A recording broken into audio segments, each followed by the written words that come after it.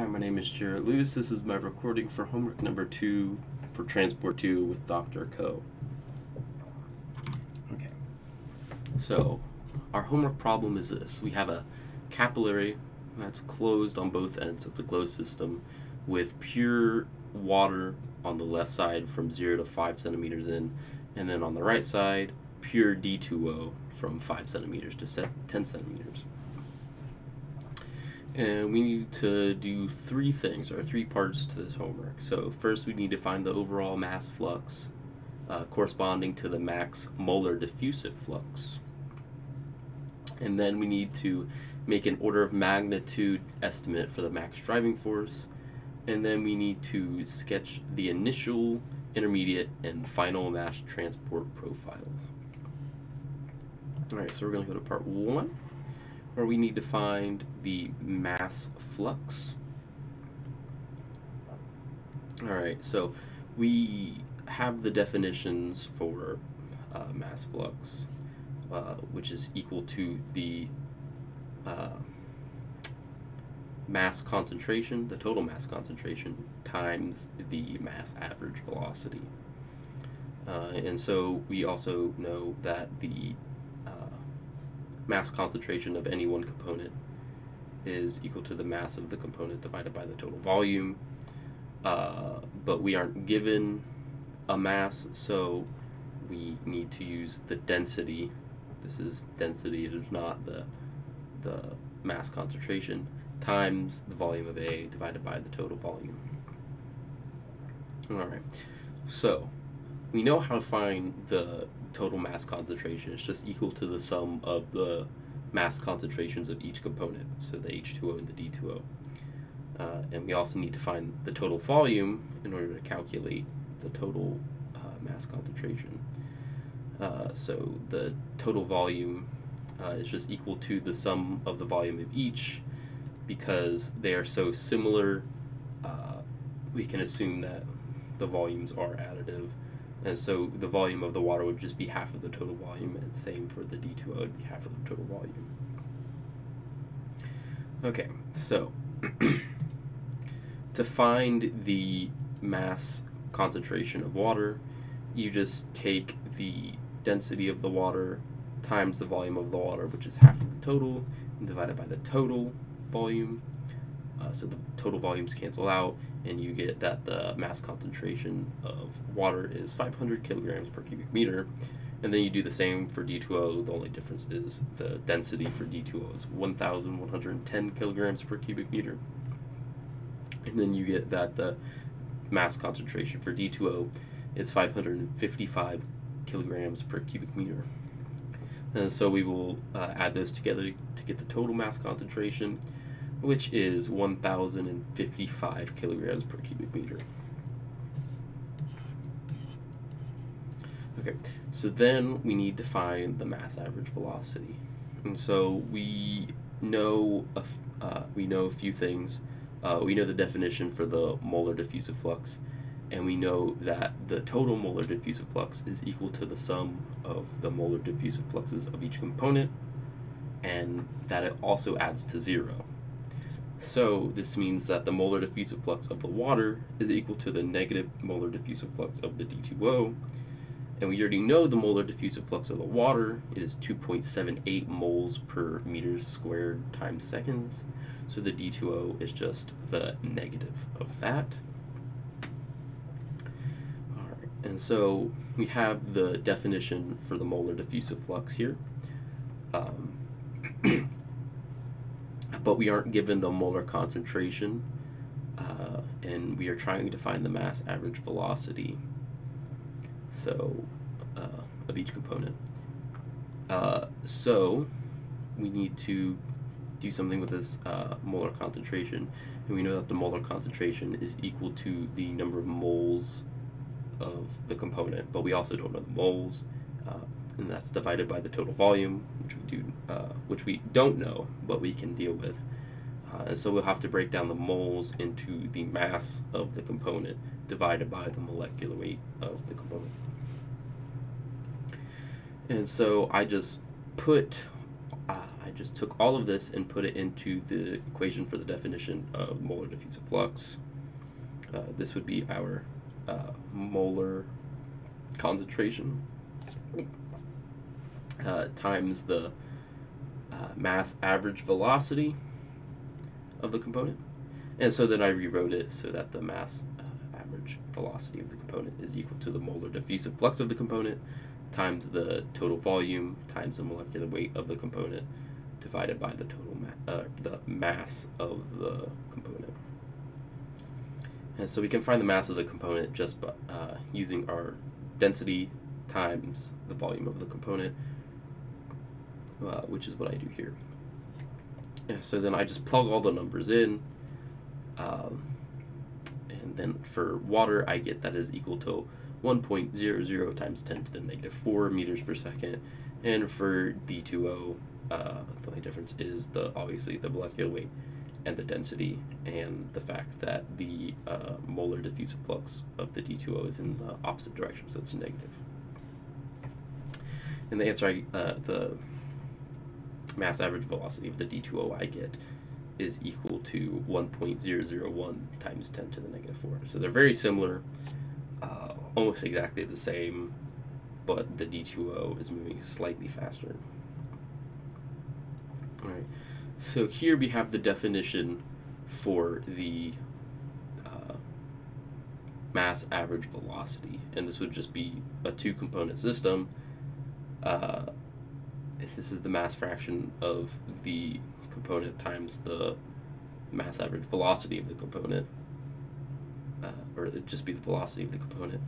But we don't know the mass fraction of the component, so we find that by dividing the mass concentration of the component divided by the total mass concentration, which we found earlier. And so then we get this equation. So I wrote it in terms of our components, water and D2O, and then you just plug in the numbers and you get that the mass average velocity is equal to negative 5.213 times 10 to the negative 6 meters per second.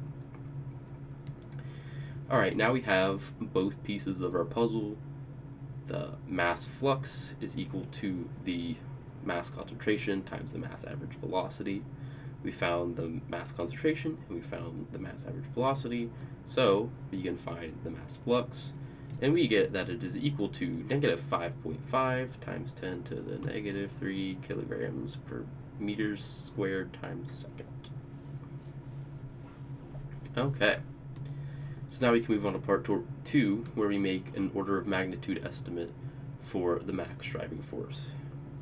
So here we have, I just rewrote what we found earlier, that the molar diffusive flux of A is equal to the negative molar diffusive flux of B, but we also say something else, that the mass fractions of, the sum of the mass fractions is 1, so the mass fraction of A would be equal to 1 minus the mass fraction of B, and the opposite, the mass fraction of B, is equal to 1 minus the mass fraction of A. And so we will take our definition for the driving force here, which is the derivative of x with respect to z. It's the summation of the mass fraction of I times the molar diffusive flux of J minus the mass diffusive, or the mass fraction of J times the molar diffusive flux of I divided by the total molar concentration times the Stefan-Maxwell diffusivity. Alright, and so since we have a binary system, we can just write it out. It's really easy. But the first term will just go to 0 since we're just evaluating from component 1 to component 1. It just goes to 0. So that we just have component 2. But we want to get it all in terms of just one thing. So we will use these properties that I found up here, that J2 is equal to negative J1, and X2 is equal to 1 minus X1. And you can see here I just put I just put those in there, then I distribute it out. We get some terms that cancel, and we get it down to this, that the driving force is equal to the negative diffusive flux, negative molar diffusive flux of 1 divided by the total molar concentration times the Stefan-Maxwell diffusivity from 1 to 2. Alright, and so now we are going to assume an ideal mixture, because H2O and D2O are very similar and they're almost ideal. So we're just going to assume that the mixture is ideal, and doing this we can equate the Stefan-Maxwell diffusivity with the diffusion coefficient, and we know the diffusion coefficient for liquids is in a magnitude of 10 to the negative 9. So we have this up here. This would be some 10 to the 1 power.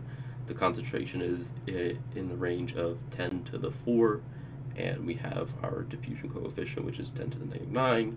So when you just do the math here, you get that the driving force is approximately 10 to the 4.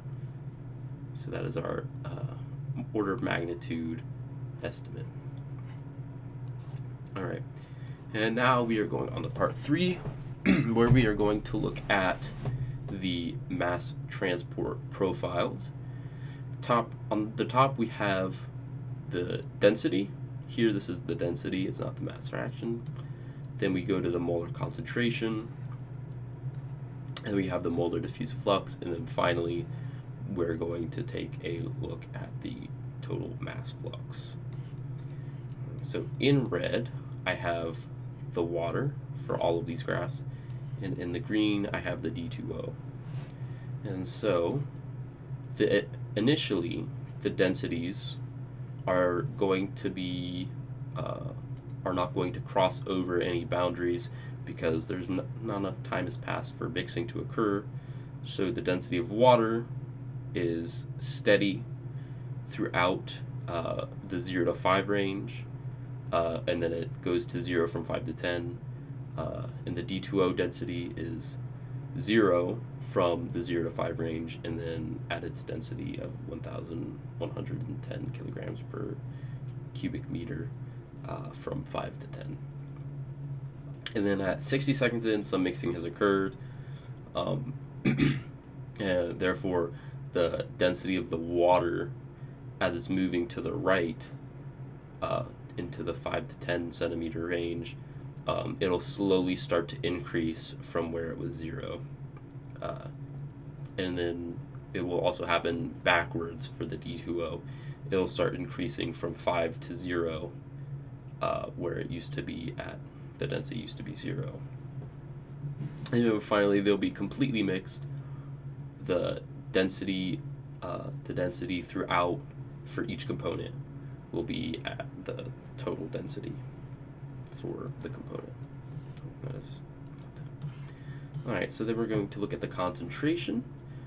Again, initially no mixing will have occurred, so the concentrations on both sides will be at its max concentration.